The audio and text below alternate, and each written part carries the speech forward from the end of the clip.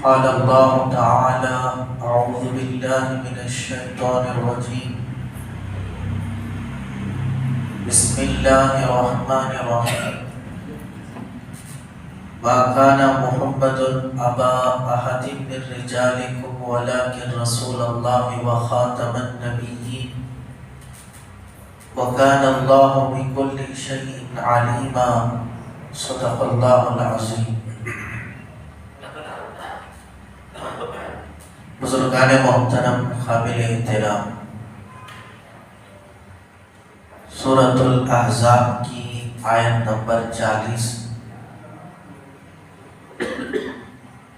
اس وقت میں نے آپ کے سامنے تلاوت کرنے کی سعادت حاصل کی ہے۔ اسی آیت کریمہ کی روشنی میں گزشتہ ہفتے کی تفسیر میں اختصاراً میں نے آپ کے سامنے عرض کیا تھا، قرآن پاک کی اس آیت مبارکہ میں اللہ تبارک و تعالیٰ نے ختم نبوت کا ذکر فرمایا، جو کہ ہم سب کے لیے ایک بنیادی عقیدہ ہے۔ جس عقیدے کو اپنائے بغیر کوئی مسلمان نہیں ہو سکتا، اگرچہ کہ وہ نمازی بھی ہو، حاجی بھی ہو، تہجد گزار بھی ہو، سارے ہی اسلام کے احکامات پر چلنے والا ہو، مگر ختم نبوت کے سلسلے میں عقیدہ صحیح نہ ہو، یعنی ہمارے نبی کو آخری نبی نہ مانتا ہو، تو پھر وہ مسلمان نہیں ہو سکتا۔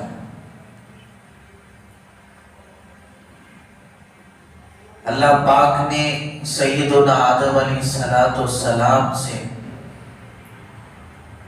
جو نبوت کا سلسلہ شروع فرمایا، یہ سلسلہ میرے اور آپ کے آقا امام الانبیاء حضرت محمد رسول اللہ صلی اللہ علیہ وسلم پر مکمل ہو گئے۔ ہمارے نبی نے اس سلسلے میں خوبصورت مثال دی کہ کسی نے عالیشان محل بنایا، در و دیوار کو سجایا، مزین کیا۔ اب دیکھنے والے جب اس محل کو دیکھتے ہیں، حیرت میں پڑ جاتے ہیں کہ کتنا عالیشان محل ہے۔ اس کی خوبی اور تعریف بیان کرنے لگتے ہیں، مگر اس محل کی دیوار میں اینٹ کی جگہ خالی رہتی ہے، تو دیکھنے والے تعجب میں آ کر کہتے ہیں کہ محل تو عالیشان ہے، کاش یہاں جو اینٹ کی جگہ خالی ہے وہ جگہ بھی پر ہو جاتی تو کتنا اچھا ہوتا۔ تو حضور اکرم صلی اللہ علیہ وسلم نے ارشاد فرمایا، یہی قصر نبوت کی مثال ہے کہ اللہ نے نبوت کے محل کو تعمیر فرمایا۔ سیدنا آدم علیہ السلام سے لے کر عیسیٰ علیہ السلام تک تمام پیغمبروں اور رسولوں کے ذریعے نبوت کے محل کو اللہ نے سجایا، مگر اس محل میں ایک اینٹ کی جگہ جو خالی رہ گئی تھی، یعنی ایک نبی کی جگہ، تو وہ اینٹ یعنی وہ نبی میں ہی ہوں۔ میرے ذریعے اللہ نے اس خلا کو پر کیا، مکمل کیا، تو اب محل میں کسی اور زینت کی یا کام کی کوئی ضرورت نہیں ہے، کام مکمل ہو چکا ہے۔ ایسے ہی اللہ پاک نے جو نبوت کا سلسلہ آدم علیہ السلام سے شروع فرمایا، اب مجھ پر اللہ نے اس کو تام کر دیا، مکمل کر دیا، اب کسی رسول یا نبی کی ضرورت نہیں ہے۔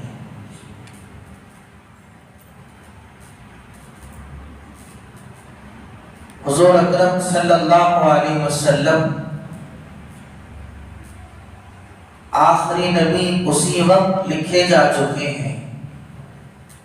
مشکات شریف کی حدیث ہے، آپ نے فرمایا کہ انی عند اللہ خاتم النبیین وَإِنَّ آدَمَ لَمُنْجَدِلٌ فِي دِينَتِهِ۔ آپ نے فرمایا کہ اللہ کے یہاں میں آخری نبی اسی وقت لکھا جا چکا ہوں، ابھی حضرت آدم علیہ السلام کا پتلا گندی ہوئی مٹی میں پڑا ہوا تھا، یعنی ابھی ان کا جسم بھی تیار نہیں ہوا تھا، اسی وقت اللہ نے میرے تعلق یہ لکھ دیا کہ میں آخری نبی ہوں، میرے بعد اللہ نے نبوت کے سلسلے کو ختم فرما دیا۔ ان النبوۃ والرسالہ قد انقطع فلا رسول بعدی ولا نبی بعدی۔ آپ نے فرمایا نبوت اور رسالت کا جو سلسلہ آدم علیہ السلام سے شروع ہوا مجھ پر منقطع ہو گیا، اب میرے بعد کوئی نبی نہیں، کوئی رسول نہیں۔ اللہ یصطفی من الملائکۃ رسلا ومن الناس، اللہ ہی ہے جسے چاہتا ہے رسول بناتا ہے، جسے چاہتا ہے فرشتہ بناتا ہے۔ اللہ عالم حیث یجعل رسالتہ، اور اللہ ہی کی ذات ہے جو سب سے بہترین جانتی ہے کہ کس کو رسول بنانا ہے، رسالت کی ذمہ داری دینی ہے۔ اللہ نے ہمارے نبی کو کئی نام عطا فرمائے، حالانکہ قرآن پاک کی اس آیت سے بڑھ کر اور کون سی ہمارے لیے دلیل ہو سکتی ہے، مگر واضح نص کے رہتے ہوئے بھی، قطعی دلیل کے رہتے ہوئے بھی، متواتر احادیث میں سینکڑوں مقامات میں سرکار مدینہ صلی اللہ علیہ وسلم نے ختم نبوت کو بیان فرمایا۔ آپ نے فرمایا، بخاری اور مسلم کی روایت ہے، اللہ نے مجھے 5 نام عطا فرمایا، انا محمد، انا احمد، انا ماہی، انا ہاشم، انا عاقب۔ آپ نے فرمایا کہ میں محمد ہوں صلی اللہ علیہ وسلم، اس ذات کو کہتے ہیں کہ جن کی ساری دنیا تعریف کرے۔ آپ نے فرمایا انا احمد، کہ میں احمد ہوں، اس ذات کو کہتے ہیں جو سب سے زیادہ اللہ کی تعریف کرنے والی ہوں۔ یعنی ہمارے نبی سے بڑھ کر اللہ کے بعد کوئی تعریف والا نہیں، اور ہمارے نبی سے بڑھ کر کوئی اللہ کی تعریف کرنے والا نہیں۔ آپ نے فرمایا انا ماہی، کہ میں کفر کو مٹانے والا ہوں، اللہ نے میرے ذریعے کفر کا خاتمہ فرمایا، باطل کا خاتمہ فرمایا۔ انا حاشر، فرمایا کہ میں حاشر ہوں، قیامت کے دن پوری انسانیت کا حشر میرے قدموں سے ہوگا، سب کے آگے میں رہوں، سب سے پہلے میری قبر پھٹے گی، پل صراط پر سب سے پہلے میرا گزر ہوگا، تمام انبیاء میرے جھنڈے کے نیچے ہوں گے، سب سے آگے میں رہوں گا، اللہ مجھ سے حشر فرمائے۔ اور 5واں نام ہے، فرمایا انا عاقب، کہ میرا نام عاقب ہے، میں عاقب ہوں۔ عاقب کس کو کہتے ہیں؟ فرمایا الذی لیس بعدہ نبی، عاقب اس کو کہتے ہیں کہ جس کے بعد کوئی نبی نہیں ہے۔ تو ہمارے نبی کے جہاں بے شمار نام ہے، وہی ایک نام آپ کا عاقب بھی ہے۔ تو عاقب اس ذات کو کہتے ہیں کہ جن پر نبوت کا سلسلہ مکمل ہو چکا ہے، تام ہو چکا ہے، اب آپ کے بعد کسی رسول کی ضرورت نہیں، کسی نبی کی ضرورت نہیں۔ تو یہ ہمارا سب سے مضبوط عقیدہ ہے، ایمان ہے، اور اس ایمان اور عقیدے کے سلسلے میں بیداری انتہائی ضروری ہے، ورنہ آپ جانتے ہیں کہ اس پرفتن دور میں کہ جس کی نشاط دہی خود حضور اکرم صلی اللہ علیہ وسلم نے فرما دی کہ میری ہی امت میں سیکون فی امتی کذابون ثلاثون، 30 ایسے جھوٹے ہوں گے، ایسے مکار ہوں گے، یزعمون انہ نبی کلہم یزعمون، سارے کے سارے دعویٰ کریں گے کہ وہ نبی ہے۔ یاد رکھو انا خاتم النبیین، میں آخری نبی ہوں، لا نبی بعدی، میرے بعد کوئی نبی نہیں آئے۔ حجۃ الوداع کے موقع پر آپ نے یہی خطاب فرمایا کہ یا ایھا الناس، اے لوگوں سنو، لا نبی بعدی، میرے بعد کوئی نبی نہیں، ولا امت بعدکم، اور تمہارے بعد کوئی امت نہیں۔ ہم آخری امت میں ہیں، قرآن پاک آخری کتاب ہے، اسلام آخری دین ہے، اور حضرت محمد رسول اللہ صلی اللہ علیہ وسلم آخری نبی ہے۔ لہٰذا جو کوئی یہ دعویٰ کرے جیسے مرزا غلام احمد، اسی طرح موجودہ دور میں شکیل بن حنیف کا فتنہ ہو، اور اسی طرح فتنہ ریاض ہو، فتنہ یونس ہو جس کو گوہر شاہی کہتے ہیں، تو یہ وہ رذیل لوگ ہیں، کمبخت لوگ ہیں، ظالم لوگ ہیں، جو مسلمانوں کے عقائد سے کھیلتے ہیں۔ اگر ہمارے نبی کو یہ نہ مانتے تو کوئی بات نہیں تھی، اس لیے کہ کروڑوں کی تعداد میں ایسے لوگ ہیں جو ہمارے نبی کو نہیں مانتے۔ اللہ نے ہمارے نبی کی شان کو اتنا بلند کر دیا کہ کوئی تصور بھی نہیں کر سکتا۔ اگر کوئی آپ پر ایمان نہیں لائے تو آپ کا کچھ فرق نہیں پڑتا، آپ کی شان میں کوئی کمی نہیں آتی۔ لیکن مسئلہ یہ ہے کہ جو لوگ ہمارے نبی کے ختم نبوت کے سلسلے میں غلط فہمیاں پھیلا رہے ہیں، یہ اپنے آپ کو مسلمان کہتے ہیں، تو اسی لیے ان سے ہمارا مقابلہ ہے، اور مسلمانوں میں ان چیزوں کے سلسلے میں بیداری لائی جا رہی ہے کہ بھولے بھالے مسلمانوں کو، اور خاص طور پہ آج کے اس پرفتن دور میں جہاں ہمارے نوجوان علماء سے دور ہیں، مساجد سے دور ہیں، مدارس سے دور ہیں، کوئی بھی دینی مسئلہ یا بیان معلوم کرنا ہو تو ڈائریکٹ موبائل کے ذریعے، یوٹیوب کے ذریعے، گوگل کے ذریعے معلوم کرتے ہیں۔ جہاں ہمارے اپنے علماء کے بیانات ہیں، اسی یوٹیوب میں بہت سے ایسے لوگ بھی آپ کو ملیں گے، بظاہر دین کی بات کریں گے، نماز کی بات کریں گے، آخرت کی بات کریں گے، لیکن ان کے عقائد اتنے بگڑے ہوئے ہیں، خدا نہ خواستہ اگر کوئی ان کی بات کی تصدیق کر دے تو اس میں اور کافر میں کوئی فرق نہیں رہتا۔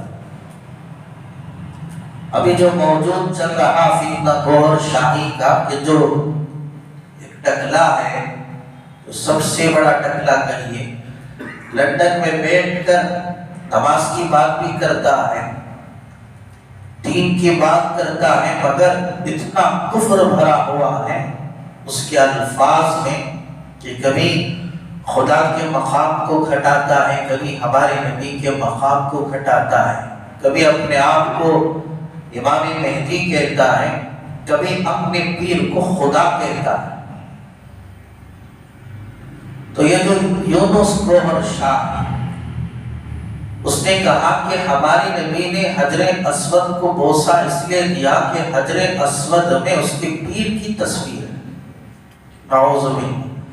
تو ہمارے نبی نے حجر اسود کو بوسہ نہیں دیا بلکہ اس کے پیر کو بوسہ دیا، اور وہ کہتا ہے کہ اس کا جو پیر ہے، جس کا نام ریاض ہے، وہ اپنے مرید یونس کو لے کر ساتوں آسمان کے اوپر گیا، حتیٰ کہ عرش پر پہنچ گیا، جہاں 2 کرسیاں لگی ہوئی تھی، ایک کرسی میں اس کو بٹھا دیا، ان 2 کرسیوں کے آگے ایک تخت تھا، یونس گوہر شاہی کا پیر اس تخت پر جا کے بیٹھ گیا۔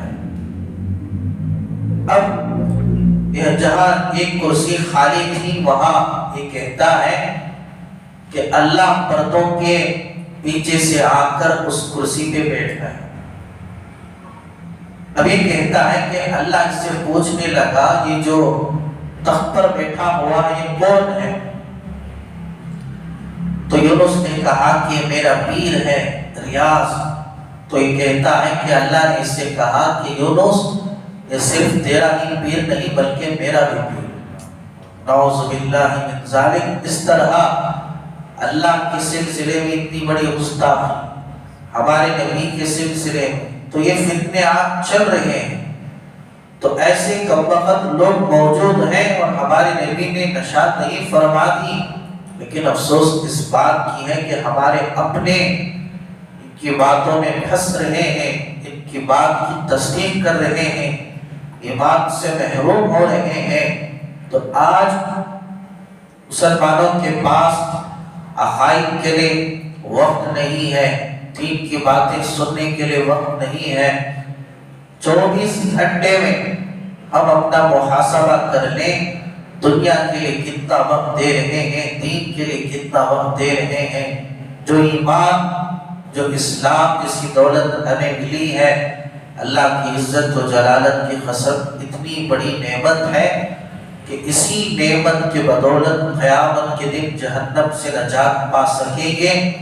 اگر ایمان نہیں ہوگا تو پیغمبروں کے خاندان سے تعلق رکھنے والے بھی دوزخ سے نہیں بچ سکتے۔ پیغمبروں کی اولاد وہ بھی اپنے آپ کو نہیں بچا سکتے۔ ابراہیم علیہ السلام جیسے خلیل اللہ، آپ کے والد آزر اتنا بڑا اللہ کا نبی ہے، لیکن والد آزر اسلام سے، دین سے محروم۔ تو قیامت کے دن اللہ پاک آزر کو بچھو کی شکل دے گی، اور اس شکل میں فرشتوں کو حکم ہوگا کہ انہیں دوزخ میں ڈال دیا جائے، اس لیے کہ تاکہ حضرت ابراہیم علیہ السلام کو تکلیف نہ ہو اپنے باپ کا چہرہ دیکھ کر۔ تو سوچئے کہ ایمان کتنی بڑی نعمت ہے۔ اللہ کی یہاں کسی کی رشتہ داری نہیں چلتی، اللہ یہ نہیں دیکھتے کہ کون کس خاندان سے تعلق رکھتا ہے۔ حضرت ابو ذر غفاری رضی اللہ عنہ کا واقعہ مشہور ہے کہ جب جنت کی عورتوں کی سردار حضرت فاطمہ الزہرا رضی اللہ تعالی عنہا کو دفنایا گیا، قبر کے پاس کھڑے ہو کر حضرت ابو ذر فرمانے لگے کہ تجھے کچھ پتا ہے کہ آج تجھ میں کون آئی ہے؟ دونوں جہاں کے سردار کی بیٹی ہیں، جنت کے عورتوں کی سردار ہیں، جنت کے نوجوانوں کی سردار کی ماں ہیں۔ تو قبر سے آواز آئی کہ ابو ذر، میں حسب نسب کو دیکھ کر معاملہ نہیں کرتی، میں یہ نہیں دیکھتی کہ کون کس خاندان سے تعلق رکھتا ہے، میں یہ دیکھتی ہوں کہ آنے والے کے اعمال کیسے ہیں، ایمان کیسا۔ تو اللہ کی یہاں کسی کی رشتہ داری نہیں چلتی۔ تو ایمان وہ عظیم دولت ہے کہ جس کے بلبوتے قیامت کے دن نجات مل سکتی ہے، تو اس ایمان کی حفاظت ہم میں سے ہر ایک کے لیے ضروری ہے۔ اس لیے کہ اللہ نے فرمایا وَمَا يُؤْمِنُ أَكْثَرُهُمْ بِاللَّهِ إِلَّا وَهُمْ مُشْرِكُونَ، کہ مسلمانوں میں اکثر تو مشرک پائے جاتے ہیں، جو اپنے آپ کو مسلمان کہتے ہیں، دنیا کی فہرست میں ان کا نام مسلمانوں کی فہرست میں لکھا گیا ہے، لیکن عقیدے صحیح نہ ہونے کی وجہ سے ان کا نام اللہ کی نظر میں کافروں میں آ چکا ہے۔ تو روزانہ اپنی بیوی بچوں کو بٹھا کر کلمہ شہادت پڑھائیں، 5 کلمے پڑھائیں، ایمان مجمل پڑھائیں، ایمان مفصل پڑھائیں، تجدید ایمان کرتے رہیں۔ حضور اکرم صلی اللہ علیہ وسلم نے فرمایا جددوا ایمانکم بکلمۃ لا الہ الا اللہ، کلمہ طیبہ کے ذریعے اپنے ایمان کو نیا کرتے رہو، کثرت سے پڑھتے رہو، اس لیے کہ ایسے پرفتن دور میں ہم داخل ہیں کہ جو گھر سے نکلتا ہے اسلام کی حالت میں گھر واپس آئے گا تو اسلام اس کے اندر نہیں ہوگا، مگر جن کا ایمان مضبوط رہتا ہے وقت کے کتنے ہی بڑے فتنے اس پر کیوں نہ حملہ آور ہو جائے، مگر مضبوط ایمان کی وجہ سے اللہ جسے بچائے کہ اس نے دنیا کے لیے مثال دی، تاریخ قائم کر دی، ایسے ایسے مضبوط ایمان والے۔ اب صحابہ کی بات کریں کہ صحابہ کے دور میں بھی یہ فتنے تھے، مسیلمہ کذاب جس نے نبوت کا دعویٰ کیا تو کئی صحابہ کو اس نے شہید کر دیا، اس کی بات کی تصدیق نہ کرنے کی وجہ سے۔ شہید ہونے والے صحابہ میں حضرت حبیب بن زید رضی اللہ عنہ کا بھی نام ہے۔ حبیب بن زید رضی اللہ عنہ کو اس نے گرفتار کر لیا، کہنے لگا کہ حضور کے بارے میں تیرا کیا خیال ہے؟ حضرت حبیب بن زید رضی اللہ عنہ نے فرمایا میں گواہی دیتا ہوں کہ وہ اللہ کے سچے رسول ہیں۔ تو مسیلمہ نے کہا میرے بارے میں کیا خیال ہے؟ کہا کہ مجھے کچھ سنائی نہیں دیتا، تو ایک ہاتھ کاٹ دیا، پھر وہی سوال کیا، آپ نے وہی جواب دیا، دوسرا ہاتھ کاٹ دیا، پھر وہی سوال کیا کہ محمد صلی اللہ علیہ وسلم کے بارے میں کیا کہتے ہیں؟ کہا کہ وہ اللہ کے رسول۔ میرے بارے میں کہا کہ تو جھوٹا ہے، ایک پیر کاٹ دیا، پھر وہی سوال جواب، دوسرا پیر بھی کاٹ دیا، حتیٰ کہ جسم کے ایک ایک بوٹی کو اتارتا رہا، سوال کرتا رہا، آپ وہی جواب دیتے رہے، جسم کے ٹکڑے ٹکڑے ہو گئے، لیکن آپ نے عقیدہ نبوت کے دامن کو نہیں چھوڑا، تھامے رکھا، اسی حالت میں آپ نے شہادت پائی۔ یہ اطلاع آپ کی والدہ ام عمارہ کو دی گئی رضی اللہ عنہا کہ آپ کے بیٹے کے ساتھ یہ سلوک ہوا ہے، ہاتھ کاٹے گئے، پیر کاٹے گئے، جسم کے ٹکڑے ٹکڑے کر دیے گئے۔ تو کائنات نے ایسی ماں کو بھی دیکھا، ماں نے کہا لہذا اليوم ارضعته، یہی دن دیکھنے کے لیے میں نے اپنے لال کو دودھ پلایا تھا، میرے بچے نے دودھ کا حق ادا کر دیا کہ جب دودھ پینے کا زمانہ تھا میرے بچے کا، ہر قطرے کے ساتھ میری یہی نیت تھی، یہی جذبات تھے، یہی دعائیں تھیں کہ میرا بچہ دین پر قربان ہو جائے، اللہ رسول کے نام پر قربان ہو جائے۔ آج اس نے اس کو پورا کر کے دکھایا، وَإِنَّ اللَّهِ اِنْتَصَبْتُهُ، میں صبر کروں گی، میں کوئی واویلا نہیں بچاؤں گی، مجھے خوشی ہے اور اس کا ثواب میرا اللہ مجھے دے گا۔ تو ایسی مائیں بھی کائنات نے دیکھی ہے کہ جنہوں نے دین کے خاطر ایسے لال کو تیار کر رکھے تھے، کہ جنہوں نے بڑے بڑے فتنوں کا مقابلہ کیا۔ وہیں آج ہم معمولی سی خواہشات کے خاطر دین کی کوئی پرواہ نہیں کرتے۔ کتنے ایسے نوجوان آپ کو مل جائیں گے کہ غیر لڑکیوں کے پیچھے اپنی ایمان سے محروم ہو جاتے ہیں۔ کتنی مسلمان لڑکیاں غیر لڑکوں کے پیچھے اپنے ایمان کا جنازہ نکال دیتی ہیں۔ کتنے ایسے مسلمان ہمارے معاشرے میں کہ جنہیں عقائد کی کوئی پرواہ نہیں، مسلمانوں کے کام بھی کرتے ہیں، غیروں کے کام بھی کرتے ہیں۔ وہ کہتے ہیں کہ یہ دنیا ہے، یہ جمہوریت ہے، یہ ملک ہے۔ کبھی غیروں کے یہاں بھی مشرکانہ تقریبات میں شرکت کرتے ہیں اور شرک میں مبتلا ہو کر پتھروں کی پوجا کرتے ہیں، اور وہ اس بات کا ثبوت دینا چاہتے ہیں کہ ہم پکے ہندوستانی ہیں، مسلمان۔ یاد رکھیں اللہ یہ نہیں دیکھتے کہ کون سے ملک سے تعلق رکھتا ہے۔ اللہ نے سورہ عنکبوت میں فرما دیا یا عبادی ان ارضی واسعہ، میرے بندوں میری زمین بہت وسیع ہے، اگر کہیں تمہارے لیے دین پر، توحید پر، رسالت پر ایمان لانے کے سلسلے میں حالات آ رہے ہوں تو تمہارے لیے کوئی ضروری نہیں ہے کہ تم ان حالات کی خاطر ایمان کو چھوڑ دو۔ لات مارو ایسے مقامات کو، لات مارو ایسے جگہوں کو جہاں تمہارا ایمان سلامت نہ رہے۔ اس کے بعد والی آیت میں اللہ نے فرمایا کل نفس ذائقۃ الموت، ویسے کہ ہر کسی کو موت تو ضرور آئے گی۔ موت سے ڈر کر جان کی حفاظت کی خاطر، عزت کی حفاظت کی خاطر، اقتدار کی خاطر، کرسی کی خاطر جو اپنے ایمان کا سودا کرتے ہیں وہ کائنات کے سب سے بڑے بدبخت ہیں۔ حضرت کعب رضی اللہ عنہ وہ 3 صحابہ میں ہیں جنہیں غزوہ تبوک میں حاضر نہ ہونے کی وجہ سے عارضی پہ کاٹ کر دیا گیا تھا کہ کوئی ان سے کلام نہ کرے، بات نہ کرے۔ بیویوں کو بھی الگ کر دیا گیا تھا۔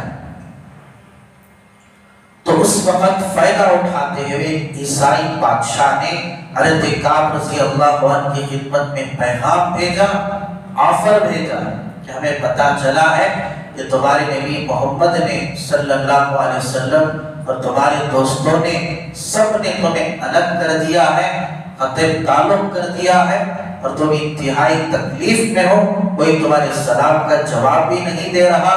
تو ایسے موقع پر ہم تمہارا استقبال کرتے ہیں، ہمارے مذہب میں آ جاؤ، عیسائی ہو جاؤ، تو تمہارے لیے آفر ہے۔ بادشاہ نے کہا کہ میں بادشاہت کے 2 حصے کر کر ایک حصہ تمہارے نام کرتا ہوں۔ میری جتنی دولت ہے، جتنی جائیداد ہے، اس کے 2 حصے، ایک حصہ تمہارے لیے، ایک حصہ میرے لیے۔ میری جتنی بیویاں باندیاں ہیں، تم جو چاہے پسند کر لو، بیویوں کو میں چھوڑ دوں گا، تم ان سے نکاح کر لو۔ تو یہ آفر بھیجا۔ حضرت کعب رضی اللہ عنہ نے جو جواب دیا ہم سب کے لیے ایمان کو جوڑنے والی چیز ہے، فرمایا کہ ان چیزوں کو قبول کرنا تو دور کی بات، ان پر پیشاب کرنا بھی میں گوارا نہیں کرتا۔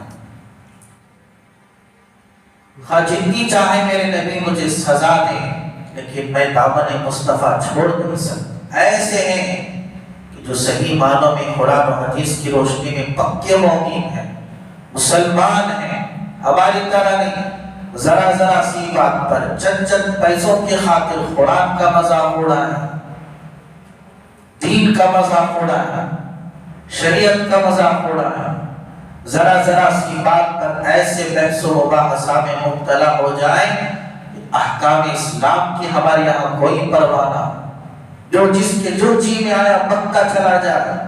یاد رکھیں شریعت اتنی سستی نہیں ہے، اسلام کوئی معمولی نہیں ہے، یہ اللہ کا دین ہے، یا اللہ کی شریعت ہے، یا اللہ کی کتاب ہے۔ تو ذرا برابر بھی اگر کوئی کمی پیشی کرے گا اس کا اپنا ہی نقصان ہے، اللہ کسی کا محتاج ہے۔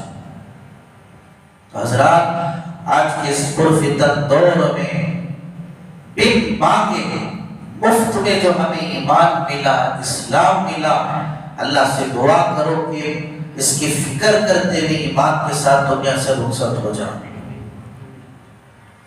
اللہ سے ہر دعا میں سب سے پہلے خاتمہ بالخیر کی دعا کرو کہ اے اللہ آخری سانس تک اسلام پر استقامت نصیب فرما، خاتمہ بالخیر عطا فرما۔ ربنا لا تزغ قلوبنا بعد إذ هديتنا وهب لنا من لدنك رحمة، اے ہمارے رب ہمیں ہدایت دینے کے بعد ہمیں گمراہ نہ فرما۔ اللہم صرف القلوب صرف قلوبنا على طاعتك یا مقلب القلوب ثبت قلوبنا على دینک۔ شاید اس سے پہلے بھی میں نے روایت بیان کی ہو، اللہ کے نبی نے تعلیم دی اس دعا کی کہ کثرت سے مانگو اللہ کے حضور میں، اے دلوں کو پھیرنے والے بادشاہ ہم سب کے دلوں کو دین پر جما دے۔ تو اپنی اپنے نسلوں کی، اولاد کی اگر ہم نے دین کی فکر نہیں کی، اکابر علماء نے فرمایا کہ ہماری نسلوں میں ہم اس کی امید نہیں رکھ سکتے کہ وہ اسلام پر قائم رہیں گے۔ آنے والی نسلیں مرتد ہو جائے گی اگر آج ہم دین پر چلنے میں کاہلی اور سستی میں مبتلا ہیں۔ اوروں کو کیا پڑی ہے کہ وہ ہماری فکر کریں، اگر ہمیں پرواہ نہیں تو آنے والی نسلیں کلمہ پڑھنے سے بھی ڈرے گی۔ اللہ کے حضور میں دعا ہے اللہ ہم سب کے ایمان کی عقائد کی حفاظت فرمائے، اور اللہ تبارک و تعالی آخری سانس تک دین پر اسلام پر استقامت نصیب فرمائے اور کلمے والی موت نصیب فرمائے۔ درود شریف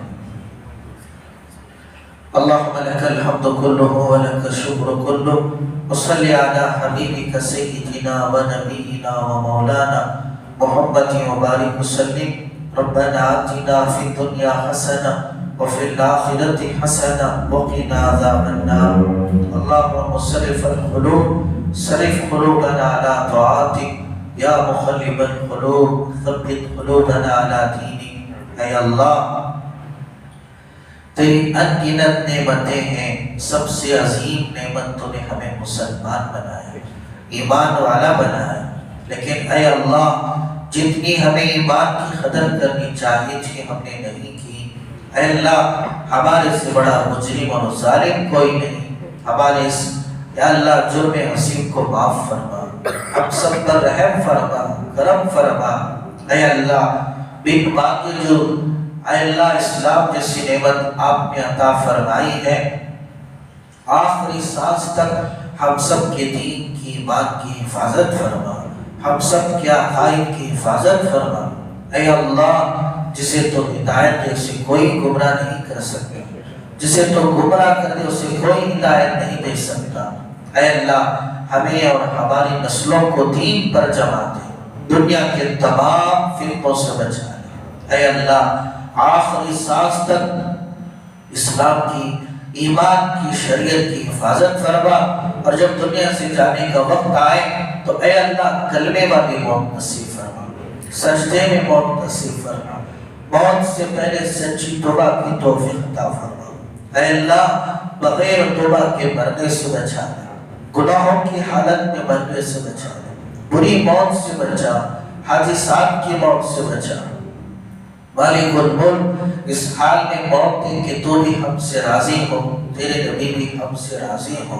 اے اللہ مرنا تو ضروری ہے، کوئی موت سے بچ نہیں سکتا۔ اے اللہ اسی موت سے ہم پناہ مانگتے ہیں کہ جیسے کسی مجرم کو پکڑ کر لایا جائے۔ اے اللہ تیرے غضب سے تیرے غصے سے ہم تیری پناہ طلب کرتے ہیں، ہم سے راضی ہو جا، اپنے نبی کو ہم سے راضی کر دے، ہماری دنیا بھی بنا دے آخرت بھی بنا دے، سارے عالم میں حق کا بول بالا فرما، باطل کا خاتمہ فرما، ہماری دعاؤں کو محض اپنے فضل و کرم سے حضور اکرم صلی اللہ علیہ وسلم کے صدقے طفیل میں قبول فرما۔ سبحان ربک رب العزت عما یصفون وسلام علی المرسلین والحمد للہ۔